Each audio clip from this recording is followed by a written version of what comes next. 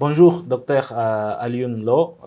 Vous êtes chercheur sur les relations internationales, notamment sur les questions africaines. Bienvenue sur le plateau des Nouvelles Hope. Bonjour, merci pour l'invitation. Dans une déclaration datant de la semaine dernière, le président sénégalais Bassirou Diomaye Faye a déclaré que la présence militaire française était désormais inacceptable. Donc, quelle est la décision? Quels sont les motifs stratégiques de cette décision? Alors, il faudrait d'abord contextualiser cette décision.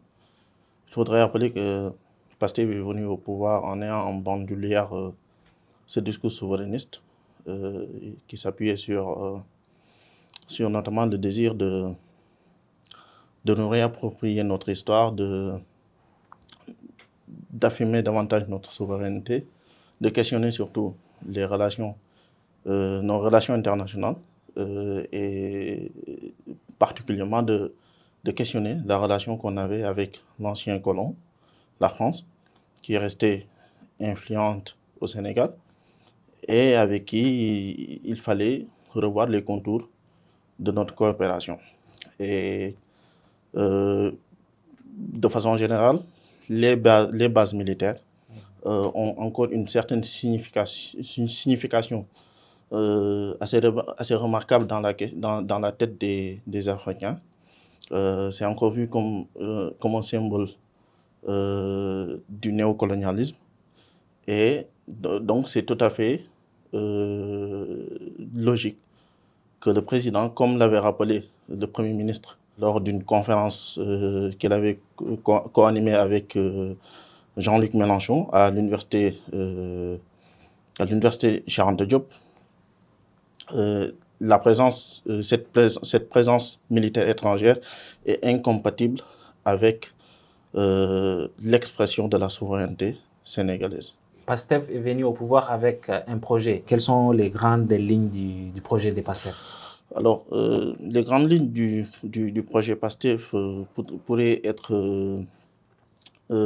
résumées en ces termes: un Sénégal juste et prospère dans une Afrique en progrès, comme le disait le nouveau président de l'Assemblée nationale, El Malick Ndiaye. Donc, Pastef est venu au pouvoir avec cet élan de rupture-là, avec cette perspective de pouvoir réinventer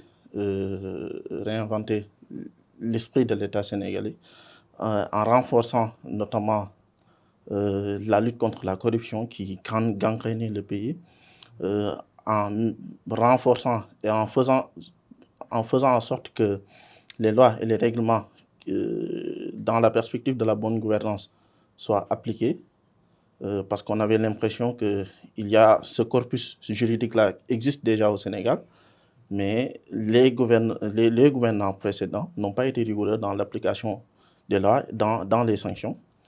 Donc, Pastef est venu au pouvoir avec cette perspective-là souverainiste, mais aussi avec cette perspective-là de la réinvention de l'État, de la lutte contre la corruption, de la bonne gouvernance, mais aussi, quand on parle de souveraineté, il faudrait surtout que ça soit une souveraineté économique avant tout.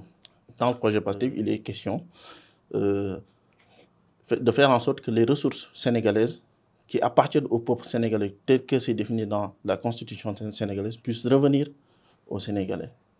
Donc, il y a la bonne gouvernance, mais il y a aussi ce souverainisme économique qui va être concrétisé, ou bien dont la concrétisation va démarrer avec le vote d'une loi qui est en train d'être préparée selon le Premier ministre sur le patriotisme économique ou la souveraineté économique. Ce besoin de se réapproprier l'histoire, de se réapproprier notre histoire, de se réapproprier notre culture. Et c'est dans cette perspective qu'il faudrait aussi inscrire et saluer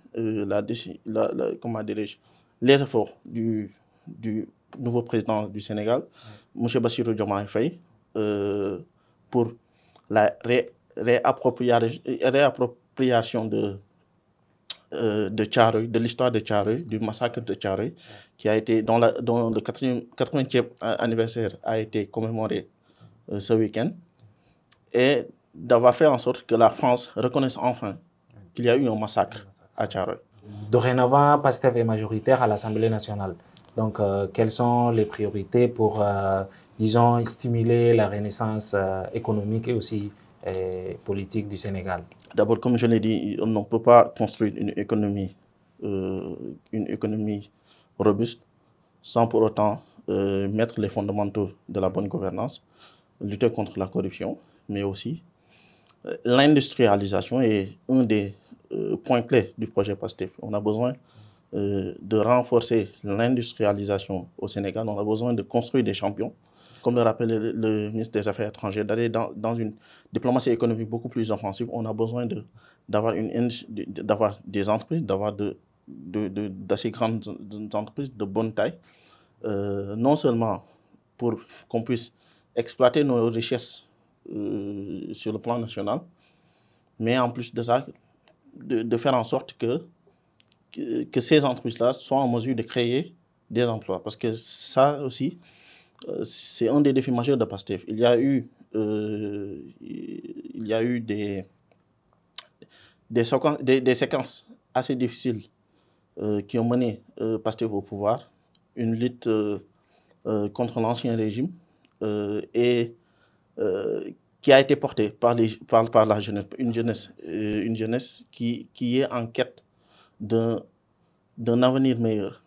Et le premier défi de PASTEF, c'est de donner à cette jeunesse-là les moyens d'avoir une vie épanouie. Et cela passe par la création d'emplois, de beaucoup d'emplois, d'améliorer la situation des jeunes, d'améliorer la situation économique du pays via l'industrialisation, en comptant sur nos ressources, mais aussi, pourquoi pas, aller renforcer une diplomatie économique qui commence déjà à se concrétiser dans la politique étrangère sénégalaise, mais qui doit être portée davantage vers la quête des marchés de la sous-région. Et je pense que le Sénégal actuellement est assez capable, ou bien a cette potentialité-là, d'avoir une productivité pour son marché national, mais aussi d'aller à la quête du marché de la sous-région. Merci beaucoup. Un dernier mot? Merci beaucoup pour l'invitation et au plaisir de vous retrouver. Merci beaucoup. C'est nous qui vous remercions d'avoir passé sur Nouvelle Hope. Merci.